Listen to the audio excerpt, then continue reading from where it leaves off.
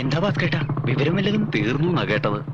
Flash back. 4-ാം ദിവസം നിലമ്പൂരിന്റെ പ്രഭാതത്തിൽ വോട്ടെണ്ണി കഴിയുമ്പോൾ സഖാവ് എം സ്വരാജ് കേരള നിയമസഭാ അംഗമായി നിലമ്പൂരിന്റെ ജനപ്രതിനിധിയായി നമ്മുടെ കേരള നിയമസഭയിൽ ഉണ്ടാകും. ഉറപ്പിക്കാമോ? 3 days later. Counting starts now. കിട്ടിയ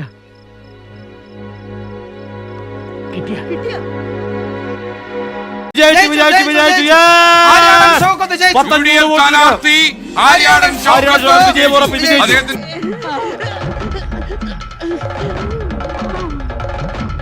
10,000-ന് മുകളിൽ ഭൂരിപക്ഷത്തിന് തിരിച്ചു പിടിക്കുകയാണ് 10,000-ന് മുകളിൽ തിരിച്ചു പിടിക്കുകയാണ്. അങ്ങനെയൊക്കെ പറയാൻ പറ്റുമോ? നമ്മൾ നാളെയും കാണണ്ടേ? നിലമ്പൂർ നിയമസഭാ ഉപതെരഞ്ഞെടുപ്പിന്റെ ഫലം വന്നിരിക്കുകയാണ്. അപ്പോൾ വിജയിയായ ശ്രീ ആര്യാടൻ ഷൗക്കത്തിന് എല്ലാ അഭിനന്ദനങ്ങളും അറിയിക്കുന്നു.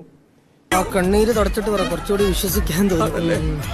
ഇവിടെ മണ്ഡലത്തിൽ പൊതുവിൽ ഞങ്ങൾക്ക് തിരിച്ചടിയാണ് ഉണ്ടായിട്ടുള്ളത്, ഞങ്ങൾക്ക് പരാജയമാണ് ഉണ്ടായിട്ടുള്ളത്. അത് എല്ലായിടത്തും. ഒരു തെരഞ്ഞെടുപ്പ് ആകുമ്പോൾ ഒരു പാർട്ടി ജയിക്കും, ഒരു പാർട്ടി തോക്കും.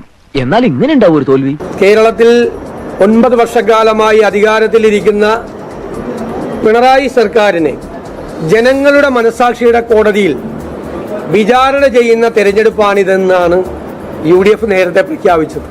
ചങ്കു പൊട്ടി നിൽക്കാ പാവം, ഇനിയും വിഷമിപ്പിക്കരുത്, ചത്തുപോയാള്. ജനങ്ങൾ പരിഗണിച്ചോ എന്നത് റിസൾട്ട് വരുമ്പോൾ തീർച്ചയായും സംശയമുണ്ട്. എനിക്കൊരു സംശയം, എനിക്ക് വട്ടുണ്ടോന്ന്.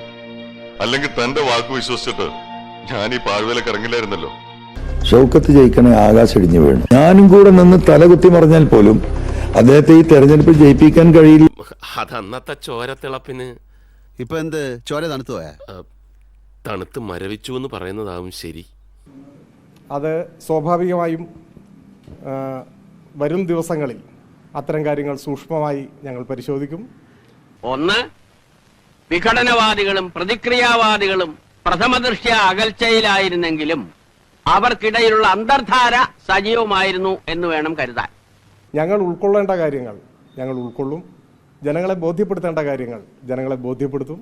ഒന്ന്, ബൂർഷ്വാസികളും തക്കം പാർത്തിരിക്കുകയായിരുന്നു. അങ്ങനെയാണ് തെരഞ്ഞെടുപ്പ് നമുക്ക് പ്രതികൂലമായി ഭവിച്ചത്. അതാണ് പ്രശ്നം. സർക്കാരിന്റെ അത്തരം പ്രവർത്തനങ്ങൾ വിലയിരുത്തി അതിന്റെ അടിസ്ഥാനത്തിൽ ഉള്ള ഒരു വിധിയെഴുത്താണ് എന്ന് തോന്നുന്നില്ല. അപ്പോൾ ബാക്കി കൂടുതൽ കാര്യങ്ങൾ നമുക്ക് വഴിയെ പരിശോധിക്കാം.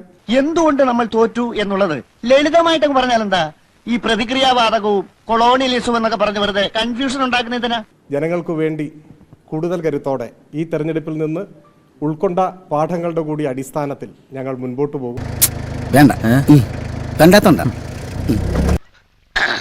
സാകളെ കേരള ഫയർഫോഴ്സിനും ഇവിടുത്തെ നാട്ടുകാർക്കും മണവാളാൻ സൽസിന്റെ പേരിലും എന്റെ വ്യക്തിപരമായ പേരിലും ഞാൻ നന്ദി രേഖപ്പെടുത്തിക്കൊള്ളുന്നു. ഞാൻ പോകുന്നു. അപ്പൊ എങ്ങനെയാ ഇവിടൊക്കെ തന്നെ കാണുമല്ലോ അല്ലേ?